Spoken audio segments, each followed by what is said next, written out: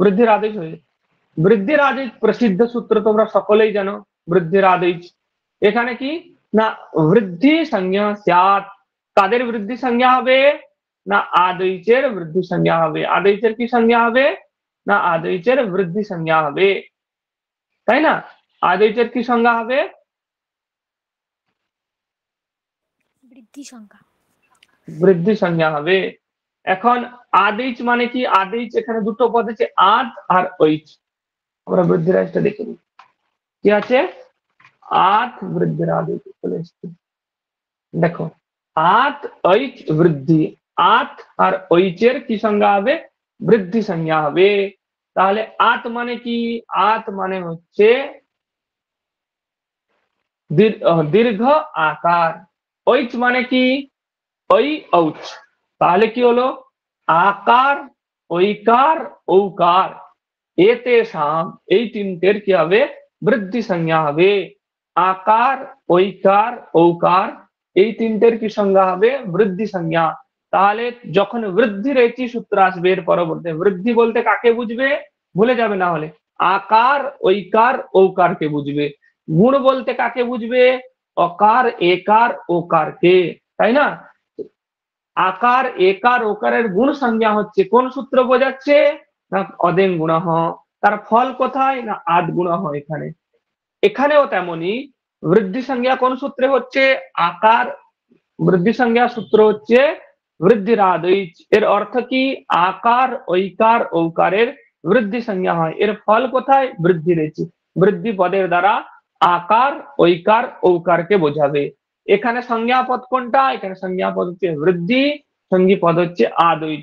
সংজ্ঞাপদ কেন প্রথমে আছে? তার কারণ হচ্ছে মঙ্গলের জন্য, মঙ্গলার্থম বৃদ্ধি পদম আদৌ প্রযুক্তম। এখন একটা প্রশ্ন এখানে হতে হয় প্রায়, যে আদৈচ এখানে তপরকরণ কিমর্থম?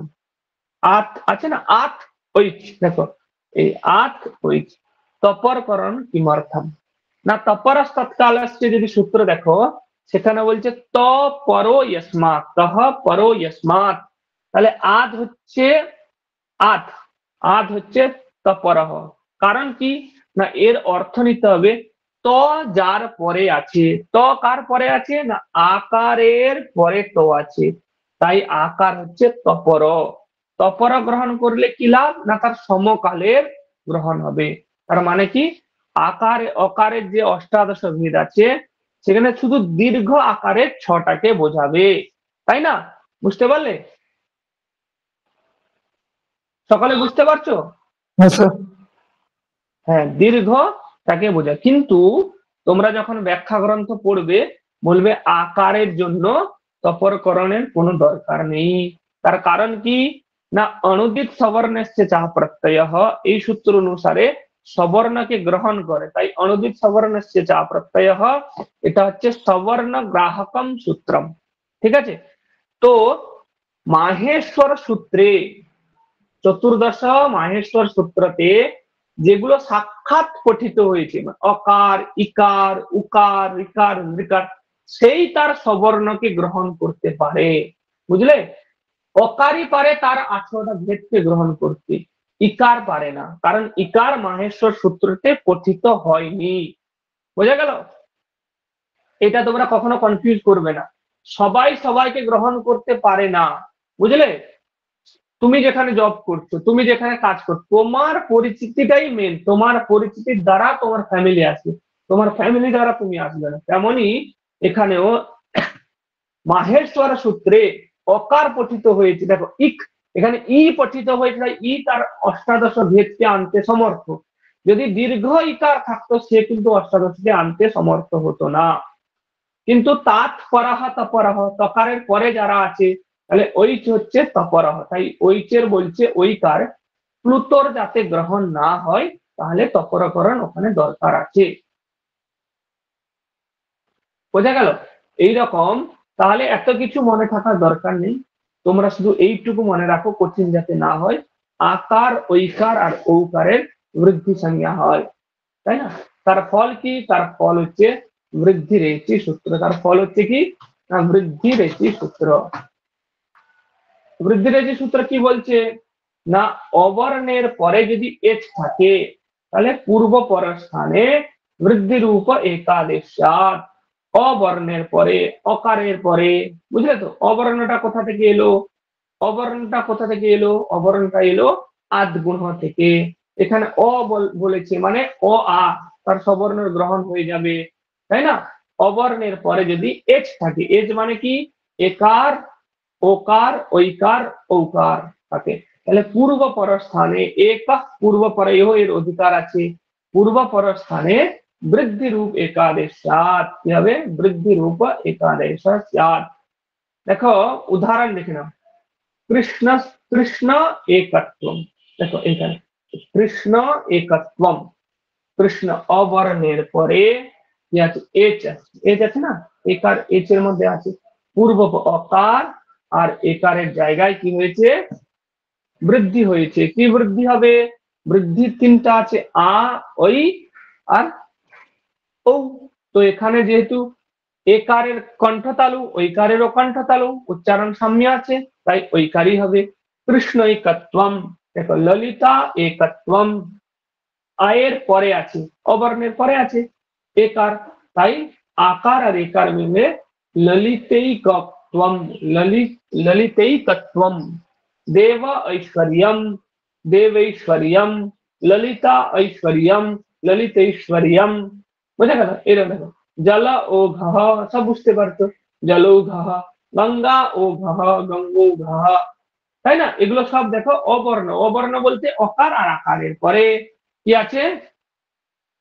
দেখো এজ আছে, সব জায়গায় এজ আছে। এটাও একার ঐকারের উদাহরণ, এটা দিল ওকার আর ওকারের উদাহরণ। এখানে একটু তোমাদের বুঝে নেওয়ার বিষয় হচ্ছে, দেখো একটু বুঝে নেওয়ার বিষয় আছে, তোমরা জানো তবুও একবার বুঝে নাও। এখানে দেখো বোর্ডটা দেখা যাচ্ছে নাকি বললো, দেখতে পাচ্ছ বোর্ডটা?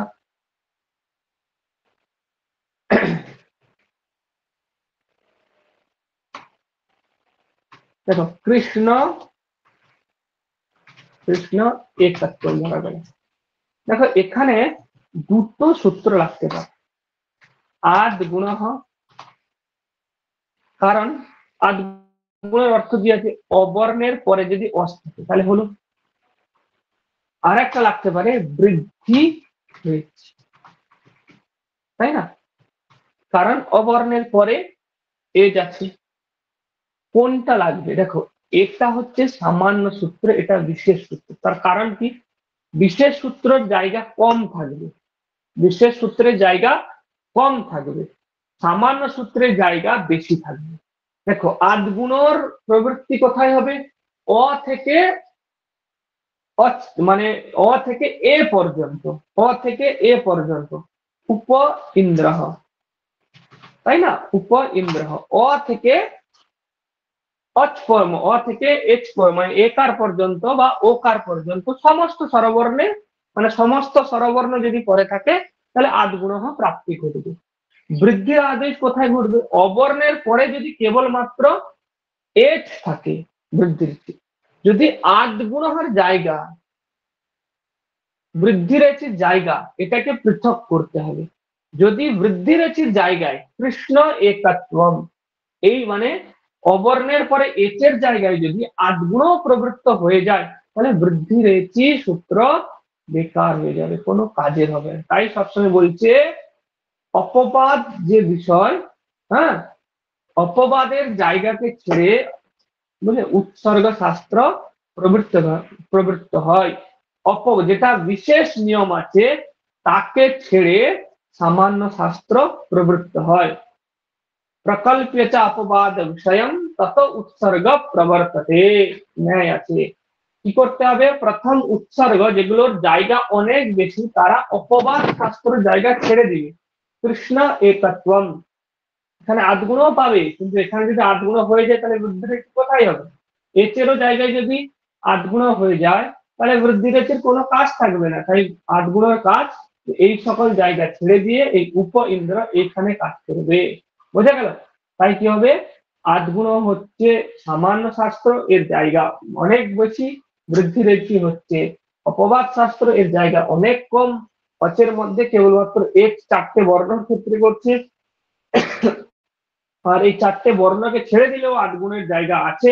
তাই 8 গুণ কি করবে, সবসময় বৃদ্ধি রয়েছে, যেখানে লাগবে তার জায়গা ছেড়ে দিয়ে সেই গুণ কার্যটা প্রবৃত্ত হবে। ঠিক আছে, সকলে বুঝতে পারছো?